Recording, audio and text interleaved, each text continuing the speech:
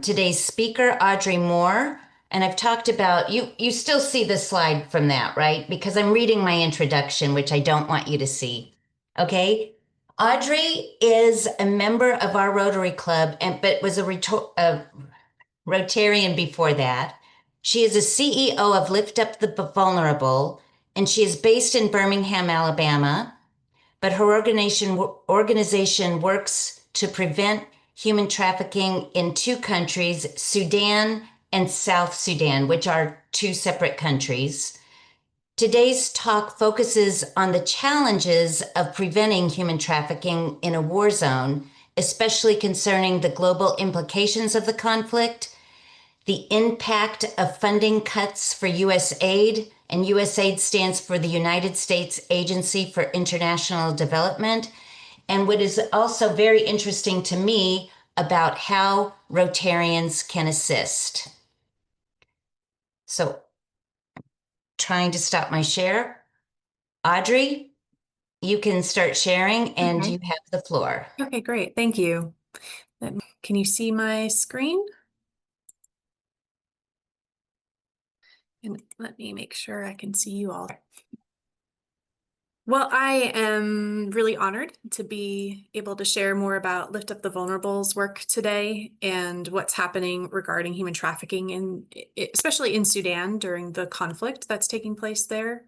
Let's see if I can see you all and ask a question. Do any of you, by just raising your hand, know anything about Sudan? And that will give a good baseline for where we begin, because not many people do, so don't feel embarrassed. But I'll share more about the country. It's a little bit about its history. Okay, excellent. We have maybe one person that knows anything about Sudan, and that's really normal.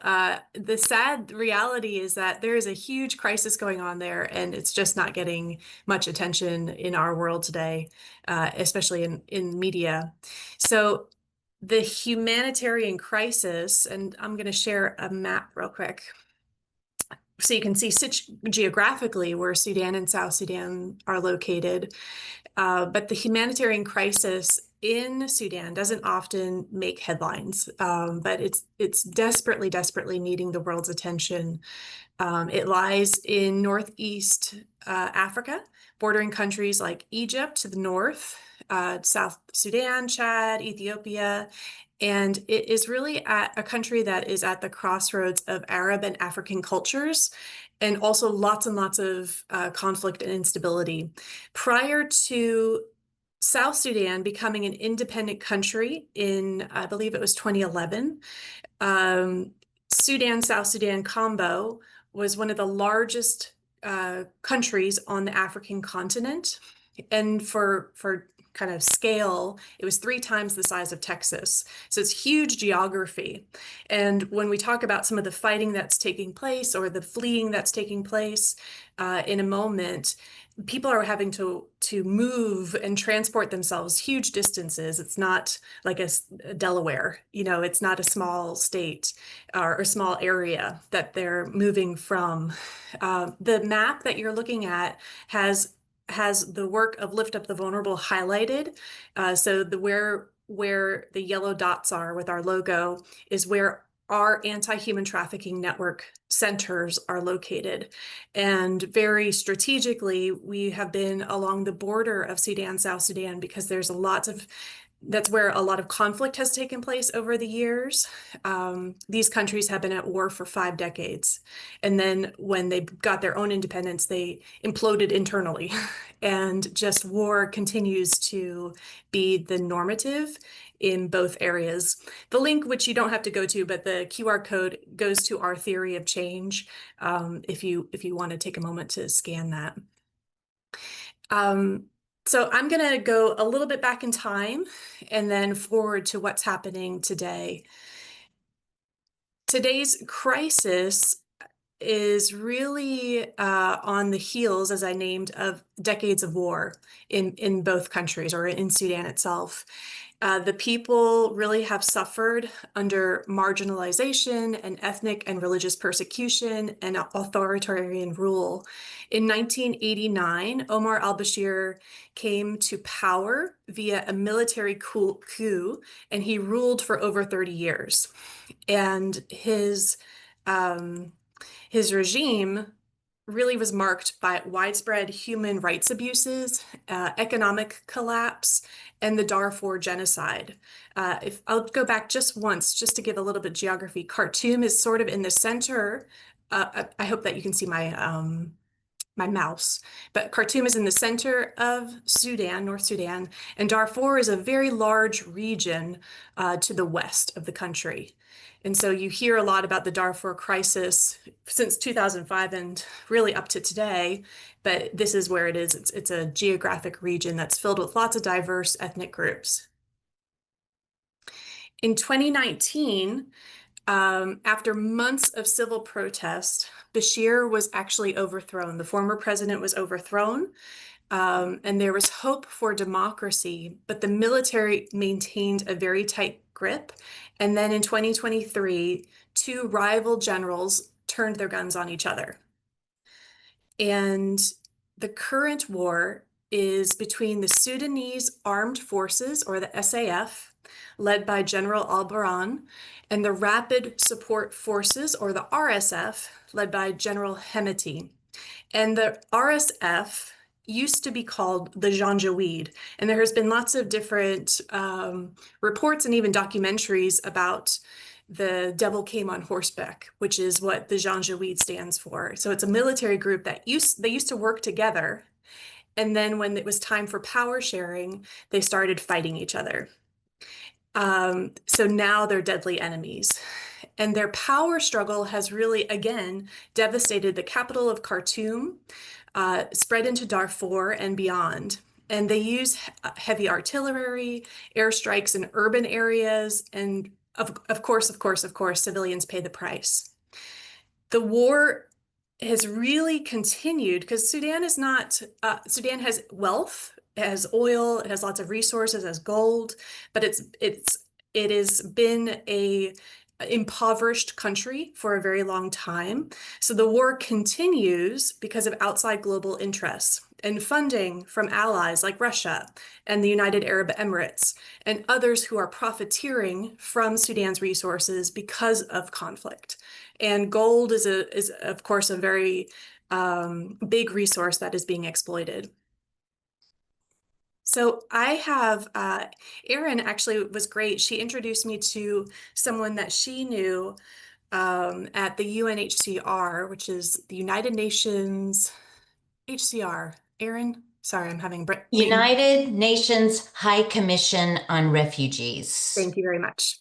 And so she had a contact that we all shared together who's currently in Sudan, and he's tracking the displacement of peoples from Sudan, or his organization is tracking the displacement of peoples from Sudan. So what you're looking at here is a map from the UNHCR, and it is really outlining and highlighting the displacement of people.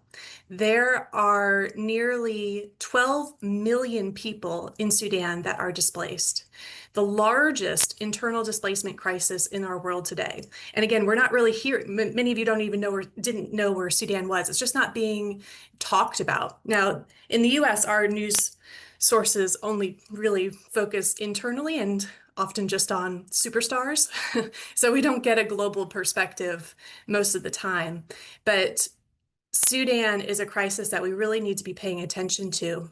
These circles of color are both newly arrived refugees, asylum seekers, IDPs, which are internally displaced, meaning they're displaced from their homes, but they haven't left the country. And then people that have relocated to other countries and therefore are considered refugees. 25 million people, which is approximately half of the population of Sudan, need humanitarian assistance. 25 million. Nearly 18 million people are facing acute hunger, and 4 million are malnourished. So it's a crisis like beyond scope. 90% of all school-age children do not have an access to an education at this time because everyone is displaced. There's no resources, very little aid entering the country, and schools are closed or destroyed. And this, melting pot of suffering creates a real fodder ground for trafficking and exploitation. Sexual violence is widespread. Hospitals have been bombed, schools are closed, aid workers are killed. And due to its geographic location, it's at the heart of, even prior to conflict or this new conflict, it's at the heart of a key route from East Africa to North Africa and into Europe. And so for trafficking, it has been a linchpin country for many, many years. And it has long been recognized as an origin, transit, and destination country for victims of modern day slavery and human trafficking. So the specific nature of conflict and mass displacement it has caused have led to the recording of, again, increased rates of violence, including the use of sexual violence as a weapon of war, mass killings based on ethnic division, and combined, these circumstances lead to heightened vulnerabilities and forms of trafficking, especially among IDPs or internally displaced people or refugees, both in Sudan itself or in neighboring countries.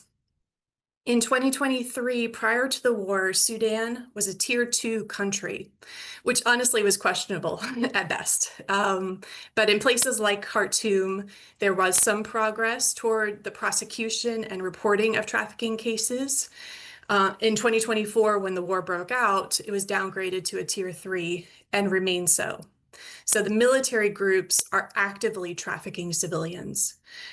Trafficking rates have grown in the war. Yeah, Erin? What is, I don't know what tier two and tier three mean. Could you Oh, clarify? yes. So there's a report that's made by the U.S. government, the Trafficking in Persons report. A tier 2 country means that there is some progress being made. Tier 1 is like the top tier, meaning there's a good enough amount of progress and support for trafficking victims. Tier 2 is some progress is being made. There are still some areas for improvement. Tier 3 is there's not very much attention to support for trafficking in persons, or there's complicity in the problem. So in trafficking rates have, again, really grown, and this includes recruitment of child soldiers, coercion of child brides or of girls, increased labor trafficking and sexual exploitation. And there have been reports of women and girls being, very grotesquely chained and bound and sold in slave markets in areas controlled by some of these militia groups, especially the RSF. So it's a political crisis. It's a collapse of humanity. There isn't any access for victims and survivors, although it was very limited before the war. It's now totally deteriorated. So in just a very short time, things have gone from bad to really impossible. And I want to share just how that plays out. So I'll introduce you to these two siblings. Ahmed is in the black shirt, and he's 13 years old, and his sister Shamia is 7. And when their village came under attack, and amid the chaos and gunfire, they fled, joining thousands from their community and village area and they were fleeing towards a region called the Nuba Mountains of Sudan, where there was a little bit more peace. It was a harrowing 100-mile plus journey on foot for these children and the community.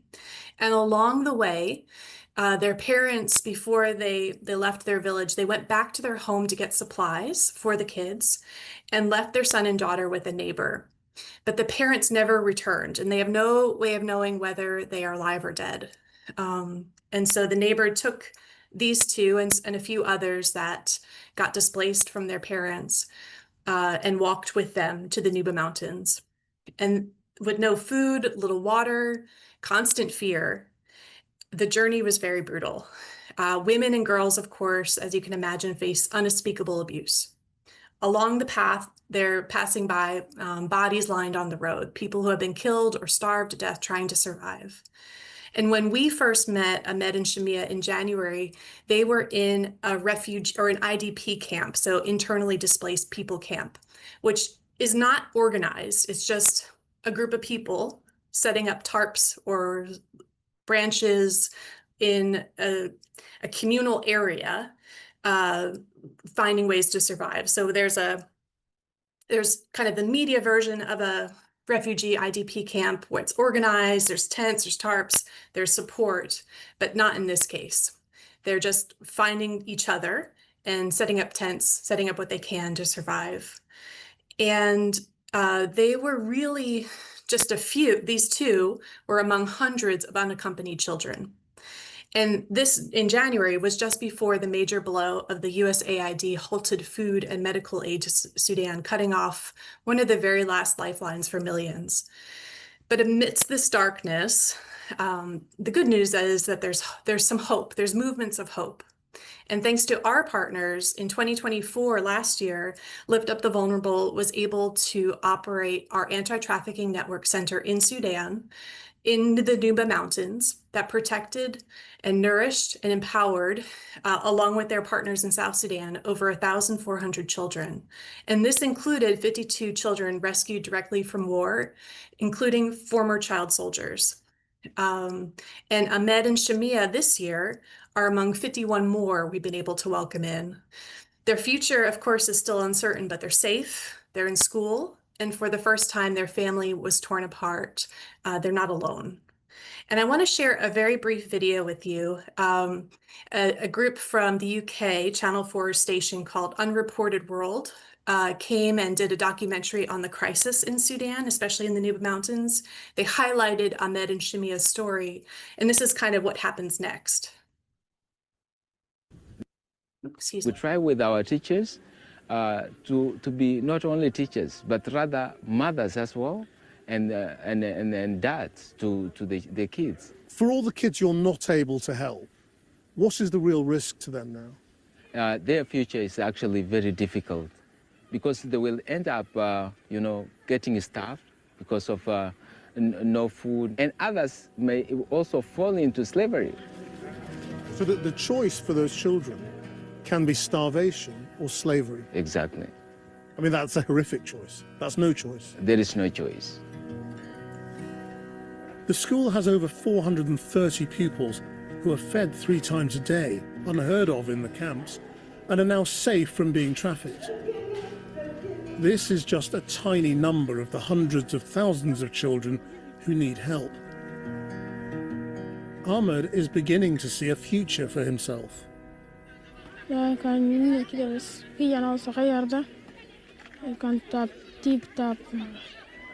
do you feel now being here? Inside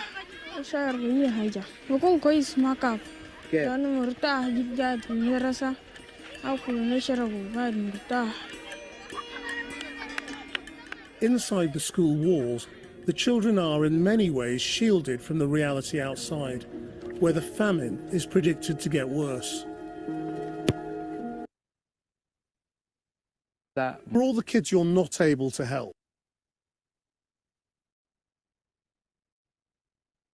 Oops. There we go. So, in the absence of effective government, both in Sudan and abroad, faith leaders and teachers and women are stepping into leadership roles like organizations like Lift Up the Vulnerable. We have been working in South Sudan and Sudan for 20 years with local leaders, indigenous leaders in conflict zones. And we're supporting, the way that we work is we support the vision of local leaders that we're in partnership with who are protecting children from trafficking, offering trauma healing, providing schooling in the midst of war, and nourishing those who are vulnerable and abandoned, not just physically, but emotionally nourishing also. And so love is, in this group, I don't believe I need to really explain why this conflict matters for the global community, because you're all global minded. We go to Sudan because no one else is. Very few nonprofits are working in conflict zones. And when trafficking rates are so high, our kind of unique niche in this world is finding ways to support locals and empower them, equip them to live out their vision to see change for their communities. When conflict breaks out, NGOs leave, but our local leaders stay the course and help those who are vulnerable and exploited survive and then thrive. And each of you know and lives Rotary's motto of service above self, because we all are connected. The values we hold, peace, compassion, justice, are stronger when they all also extend beyond our borders. So some of the local leaders that we're working with help us live out our vision and mission to prevent trafficking and empower children and women who are vulnerable to become agents of change in their own lives and communities. War disrupts all things. And so far, our community in Sudan and along the border of Darfur, we've been doing this for 20 years. So far, thankfully for a spell, we've been able to be a presence for kids that need it most.